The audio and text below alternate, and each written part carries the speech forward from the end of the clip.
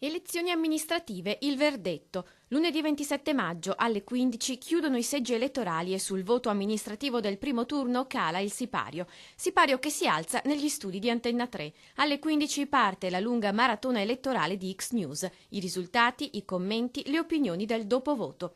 Collegamenti in diretta video dal Salone dei 300 a Treviso e dalla Prefettura di Vicenza, i due capoluoghi veneti andati a rinnovare le proprie amministrazioni. E poi dirette dalle sedi dei partiti per i primi commenti e le prime interviste ai candidati. In Veneto sono altri 45 però i comuni che eleggono il nuovo primo cittadino. Dai principali municipi verranno trasmessi aggiornamenti su affluenza e andamento del voto.